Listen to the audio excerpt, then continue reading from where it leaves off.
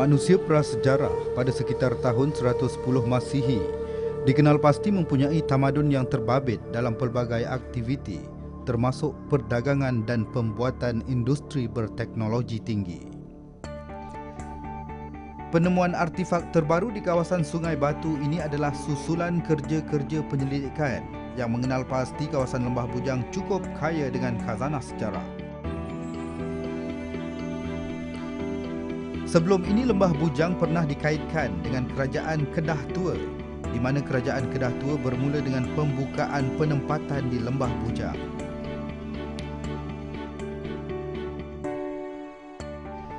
Kemakmuran Lembah Bujang menjadi faktor utama menarik kehadiran pedagang dari India, China dan Arab untuk singgah di situ pada zaman terbabit. Lembah Bujang berkembang sebagai penempatan dan pelaburan disebabkan fungsi Gunung Jerai. Kedudukannya sebagai gunung tertinggi di barat semenanjung Tanah Melayu menjadikannya sebagai penanda dan penunjuk arah kepada pedagang.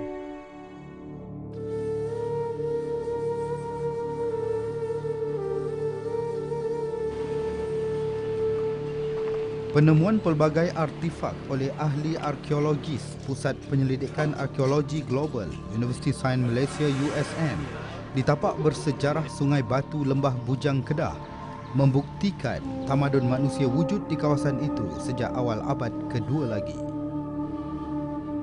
Ini adalah Sungai Batu kuno. Dulunya luas sungai ini adalah 100 meter. Dan di sinilah menjadi kebanggaan negara kerana ditemui pelbagai artifak yang dipercayai awal abad kedua Masihi. Lokasinya kira-kira 11 km dari Sungai Pertani dan terletak di kawasan Kampung Sungai Batu di Jalan Lencongan, Merbuk.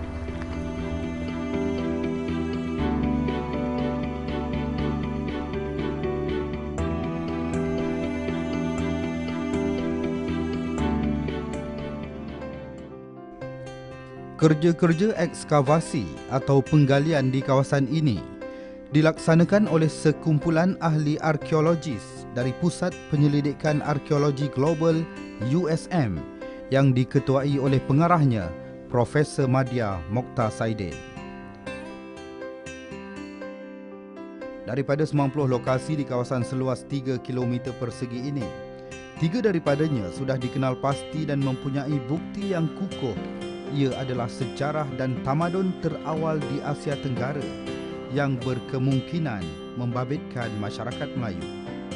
Kompleks Sungai Batu ini kita temui hasil kajian sekitaran kuno Lembah Bujang yang Jabatan Warisan Negara minta USM masuk untuk melengkapkan lagi data Lembah Bujang yang telah dikaji sebelum ini. Jadi pada tahun 2007 kita lakukan pemetaan semula keseluruhan Lembah Bujang.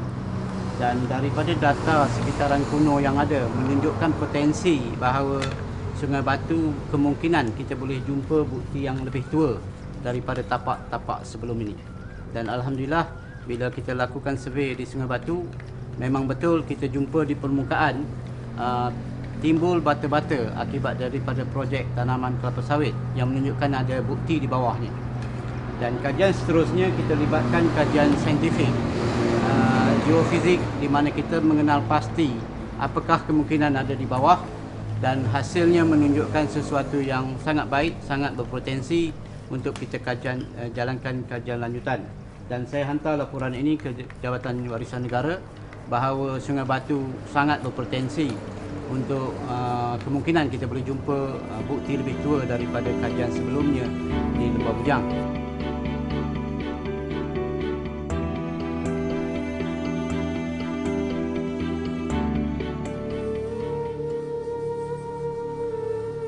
Tamadun manusia yang ditemui ini ada hubung kaitnya dengan masyarakat Melayu berdasarkan catatan sejarah awal Kedah yang dipaparkan di dalam Hikayat Merung Mahawangsa. Penyelidikan arkeologi yang dilaksanakan sejak tahun 1845 telah merumuskan bahawa sisa-sisa runtuhan bangunan yang terdiri daripada candi-candi dan bandar pelabuhan merupakan bukti arkeologi terhadap kewujudan kerajaan Melayu pra-Islam antara abad ke-5 hingga 14 Masihi. Penemuan pelbagai artifak di tapak kajian di dalam ladang kelapa sawit ini membuktikan adanya kehidupan sebuah komuniti manusia yang menjalankan pelbagai kegiatan termasuk menyusun organisasi bermasyarakat, menjalankan perdagangan, selain melaksanakan pekerjaan yang berkaitan dengan industri berteknologi tinggi pada zaman itu. Penemuan tapak peleburan besi di Sungai Batu ini membuktikan manusia prasejarah yang dipercayai masyarakat tempatan di kalangan orang Melayu sudah mampu melibatkan diri dalam industri besi dan batu bata. Dan bata daripada struktur bulatan yang bahagian dasar ini memberikan tarikh 1900 tahun dahulu ataupun sekitar 110 Masih. Jadi cuba kita bayangkan bahawa pada awal abad kedua, masyarakat awal kita yang duduk di sini telah boleh menghasilkan batu bata yang kita tahu dia kena buat daripada tanah liat. Dia kena tahu membakarnya untuk membentuk jadi tanah liat yang keras, bata. Kemudian disusun lapis membuat bangunan. So ini teknologi yang sangat tinggi pada awal abad kedua.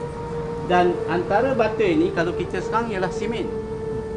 So apakah simen yang mereka gunakan? Kerana kita tak melihat bahan simen di antara celah bata. Antara yang kita jumpa ialah damar, resin.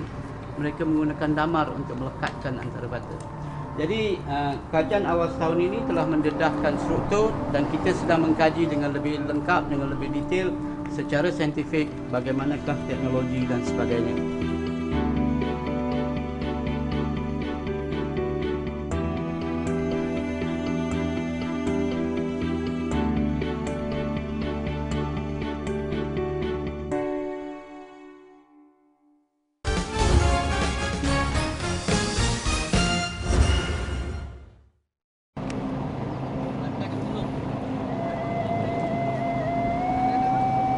Sebelum ini Lembah Bujang memang cukup terkenal dengan sejarah kerajaan Kedah Tua.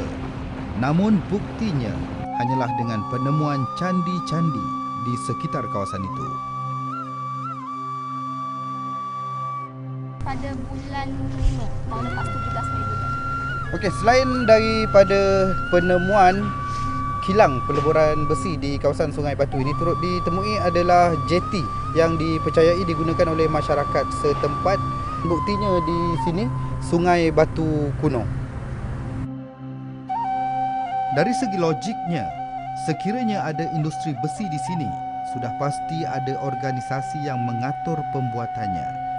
Tentu ada ketua yang mengeluarkan arahan dan ada buruh yang melaksanakan tugasan melebur besi. Kami juga menjumpai 2 tempat peleburan besi. Kita jumpa relau dia untuk membuat pembakaran. Kita jumpa peniup angin atau dipanggil dalam istilahnya tuya yang begitu banyak, lebih daripada 10,000 tuya sebagai pemasuk angin untuk menghasilkan suhu api yang tinggi yang kita tahu besi memerlukan lebih 1000 darjah Celsius untuk dilebur. Jadi ini menggambarkan suatu teknologi yang sangat tinggi. Jadi kemungkinan jeti ini dibina adalah untuk proses pengangkutan besi tersebut. Jadi daripada 10 tapak yang kita dah buka, sangat jelas menunjukkan bahawa Sungai Batu telah berlangsung satu tamadun. Kerana definisi tamadun, dia mesti ada bukti pelbagai aktiviti. Bukan semata-mata tempat sembahyang.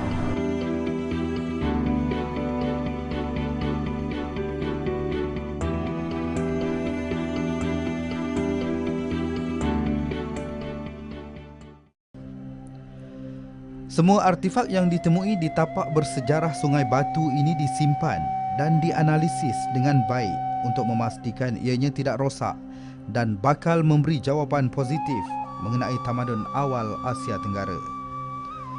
Semua sampel melalui proses kajian yang terperinci termasuk dibersihkan dan disimpan mengikut kaedah kerja-kerja kajian bahan bersejarah supaya setiap analisis yang dibuat akan memberi keputusan yang tepat dan sahih. Dalam kita nak menentukan sesuatu usia, suatu tapak ataupun artifak, dia ada beberapa cara. Tapi cara yang paling popular, kita gunakan carbon dating. Daripada carbon dating itu maknanya kita memerlukan sampel daripada sampel organik seperti cengkerang, dan yang paling terbaik sekali adalah arang. Sebab itu cara yang paling terbaik, yang paling mudah untuk memberi pentarihan.